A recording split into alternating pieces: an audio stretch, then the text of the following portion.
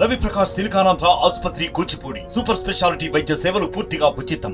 మరి కొద్ది నెలల్లోనే ఎన్నికలు రాబోతున్నాయి. ఈ నేపథ్యంలోనే ఏపీలో ఎన్నికలు ఏ విధంగా ఉండబోతున్నాయి మనతో మాట్లాడేందుకు సిపిఐ రాష్ట్ర కార్యదర్శి రామకృష్ణ గారు ఉన్నారు. సార్ చెప్పండి, ఏ విధంగా చూడొచ్చు ఈసారి కూటమి అంటున్నారు, మళ్ళీ 2014 ఈసారి కూడా మేము గెలుస్తామని చెప్తున్నారు. ఇది టీడీపీ బీజేపీ కూటమినే. ఓకే, అది ఏమన్నా ప్రజలు తీర్పిస్తారు, ప్రజల్లో వచ్చిన మార్పును బట్టి అది ఉంటుంది. ఏదేమైనా సరే ఇవాళ అసెంబ్లీ ఎన్నికలతో పాటు పార్లమెంటు ఎన్నికలు కూడా జరుగుతున్న సందర్భంలో ప్రజలందరూ కూడా అన్ని అంశాలపైన కూడా కూలంకషంగా చర్చించాలని చెప్పి మేము కోరుతా ఉన్నాం. కారణం ఏమంటే ఇవాళ ఈ దేశానికి అత్యంత ప్రతిష్టాత్మకమైన కీలకమైన ఎన్నికలు, పార్లమెంట్ ఎన్నికలు జరగబోతూ ఉన్నాయి. నరేంద్ర మోడీ 2 టర్ములు ఆయన 10 ఏళ్ల పాటు ఈ దేశానికి ప్రధానమంత్రిగా ఉండి చేసింది శూన్యము. 2014లో ఏ మౌలిక సమస్యల గురించి అయితే ప్రస్తావన చేశాడో ఆ సమస్యలన్నీ కూడా ఇవాళ గాలికి వదిలేశాడు. ప్రజల సమస్యలు, దైనందిన సమస్యలు ఏ ఒక్కటి కూడా పరిష్కారం చేయలేకపోయారు. ధరల సమస్య కానీ, నిరుద్యోగం సమస్య కానీ, పేదరికం సమస్య కానీ, రైతుల సమస్యలు కానీ ఒక్క సమస్యను కూడా పరిష్కారం చేయలేని ప్రధానమంత్రిగా ఇవాళ ప్రజల ముందు నిలబడ్డాడు. పైగా వ్యవస్థలంతా కూడా విధ్వంసం చేసి దాన్ని పక్కదారి పట్టించే పద్ధతులు ఇవాళ ప్రచార కార్యక్రమానికి పూనుకున్నాడు. కాబట్టి ఏమంటే ఇవాళ ప్రజానీకాన్ని కోరుతా ఉన్నాం, ఎన్డీఏ కూటమిని ఓడించాలి, ఖచ్చితంగా ఇండియా కూటమిని గెలిపించాలని చెప్పి మేము కోరుతా ఉన్నాం. ఏపీలో ఎన్నికలు చూస్తే విచిత్రంగా ఓ పక్క అధికార పార్టీ నుంచి సై అంటుంది, సిద్ధంగా మేము సింగిల్గానే వస్తామన్నారు, వీళ్ళు కూటమి అంటున్నారు. ఏ విధంగా చూడొచ్చారు ఏపీలో ఎన్నికలు? ఇవాళ ఆంధ్ర రాష్ట్రంలో ఎన్నికలు 2 ఆంబోతుల మధ్య పోరాటంగా జరుగుతూ ఉంది. ఇది పక్కాగా అధికారం కోసం జరుగుతున్న పోరాటము. దేశ సమస్యలు కానీ, రాష్ట్ర సమస్యలు కానీ ఏవి కూడా ప్రస్తావన చేయడం లేదు. బూతు పురాణం, ఒకరిపైన ఒకరు తిట్ల పురాణము, ఒకరిపైన ఒకరు సవాల్ వేసుకోవడం, ఛాలెంజ్లు చేసుకోవడం, తర్వాత దేశ సమస్యలు ఏవైతే ఉన్నాయో ఆ సమస్యల గురించి మాట్లాడడానికి కూడా భయపడడం. కాబట్టి ఏమంటే వీళ్ళు అల్టిమేట్గా జరిగేది ఏమంటే మరి వీళ్ళకి పార్లమెంట్ ఎన్నికల్లో వీళ్ళకి ఎందుకు ఓటేయాలో వాళ్ళు చెప్పలేకపోతూ ఉన్నారు. ఎందుకంటే తెలుగుదేశం పార్టీకి ఓటేసినా లేదా వైఎస్ఆర్ కాంగ్రెస్ పార్టీకి ఓటేసినా ఇద్దరు కూడా పోయి అక్కడ బీజేపీకే నిలబడతా ఉన్నారు, మోడీకే సపోర్ట్ చేస్తూ ఉన్నారు. కాబట్టి ఏమంటే ప్రజానీకం ఆలోచించాలి, ఎందుకు ఇలాంటి అభ్యర్థులను గెలిపించాలి. ఎవరు గెలిచినా సరే వాళ్ళు పోయి అక్కడ మోడీకే సపోర్ట్ చేస్తూ ఉంటే మరి వాళ్ళకి ఎందుకు ఓట్లేయాలి. కాబట్టి ఏమంటే ఈ రాష్ట్రానికి అన్ని రంగాల్లో కూడా అన్యాయం చేశాడు. గత 10 ఏళ్ల కాలంలో మన రాష్ట్రానికి ఒక్క అంశంలో కూడా న్యాయం జరగలేదు. దీన్ని దృష్టిలో పెట్టుకొని బీజేపీని ఎన్నికల్లో ఓడించాలి, బీజేపీకి మద్దతుగా నిలబడ్డ పార్టీలను కూడా ఎన్నికల్లో ఓడించాలని చెప్పి కోరుతా ఉన్నాం. స్టీల్ ప్లాంట్ విషయంలో మళ్ళీ మన పవన్ కళ్యాణ్ మాట్లాడుతున్నాడు, కేంద్రంతో పోరాటం చేస్తాను మాట్లాడుతానని చెప్పండి, ఏ విధంగా చూడొచ్చు?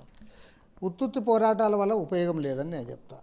ఎందుకంటే నువ్వు ఏ పోరాటం చేశావు, వాళ్ళు క్లియర్గా చెప్తా ఉన్నారు, ప్రైవేటైజేషన్ అనేది మా విధానము. ఒక్క విశాఖ స్టీల్ ఫ్యాక్టరీనే కాదు, అన్ని ప్రభుత్వ రంగ పరిశ్రమలు కూడా ప్రైవేట్కి ఇస్తామంటున్నారు.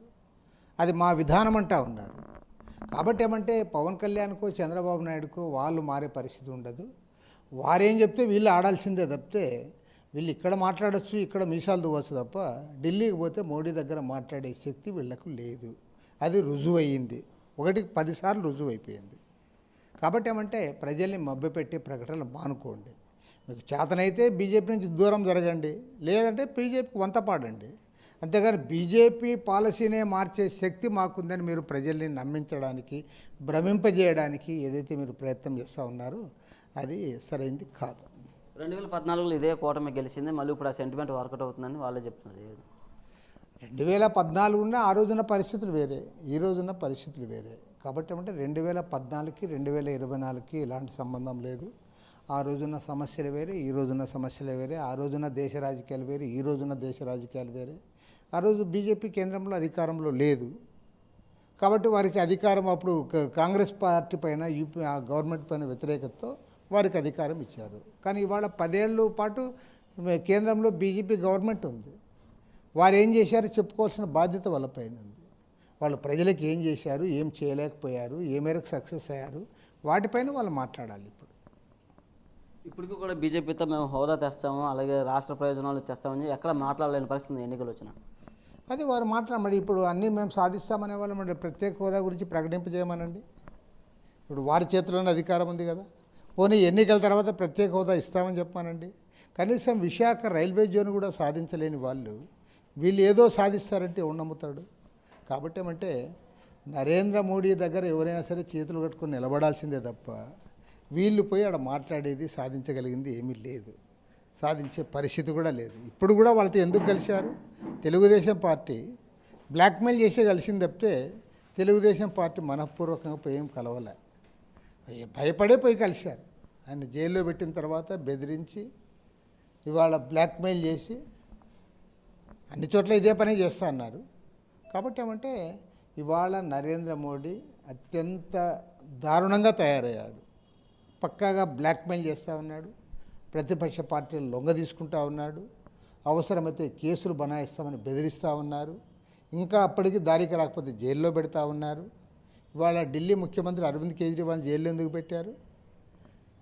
మోడీ చెప్పినా వినకుండా ఆయన ఇవాళ కాంగ్రెస్ పార్టీతో ఎన్నికల సర్దుబాట్లకు పోయాడు కాబట్టి ఇవాళ ఆయన జైల్లో పెట్టారు, అందరికీ తెలిసింది. కాబట్టి ఏమంటే ఒక బ్లాక్మెయిలింగ్ రాజకీయాలు ఇవాళ దేశంలో నడుస్తూ ఉన్నాయి. మరో మాటలో చెప్పాలంటే ప్రతిపక్ష పార్టీలను ఉక్కుపాదంతో అణచివేసి వ్యవస్థలంతా కూడా తన గుప్పెట్లో పెట్టుకొని enforcement directorate, CBI, income tax department అన్నిటి కూడా తమ చెప్పు చేతుల్లో పెట్టుకొని ఒక బ్లాక్మెయిలింగ్ పాలిటిక్స్ నడుస్తూ ఉన్నాయి. ఇది దీర్ఘకాలం నడవు, ఖచ్చితంగా ఏదో ఒక రోజు దీనికి ఫుల్ స్టాప్ పడుతుంది. ఏపీలో దగ్గర 10 సీట్లు అసెంబ్లీ స్థానాలు, 6 సీట్లు ఎంపీ స్థానాలు బీజేపీ కేటాయించడంపై అదే బీజేపీకి ఓట్లు లేవని తెలిసే, కానీ వాళ్ళ ఒత్తిడి మేరకు ఆ సీట్లు ఇచ్చాడు. ఆయన చంద్రబాబు నాయుడు కూడా అన్ని సీట్లు ఇవ్వడానికి ఆయనకి ఆమోదయోగ్యం కాదు. కానీ ఎందుకు సరెండర్ అయినాడంటే ఇవాళ వాళ్ళ కేంద్రంలో అధికారంలో ఉంది కాబట్టి బెదిరిస్తూ ఉన్నారు కాబట్టి బెదిరింపుతో తీసుకున్నారు. వాళ్ళకు 1% కూడా ఓట్లు లేని పార్టీకి 6 పార్లమెంట్ సీట్లు, 10 అసెంబ్లీ సీట్లు ఎందుకు ఇచ్చాడు? కాబట్టి దీన్ని బట్టి అర్థమవుతూ ఉంది ఈ బ్లాక్మెయిలింగ్ పాలిటిక్స్ ఎంత నడుస్తూ ఉన్నాయో. దీన్ని తప్పకుండా తప్పు పట్టాల్సిందే, ఖండించాల్సిందే, వ్యతిరేకించాల్సిందే.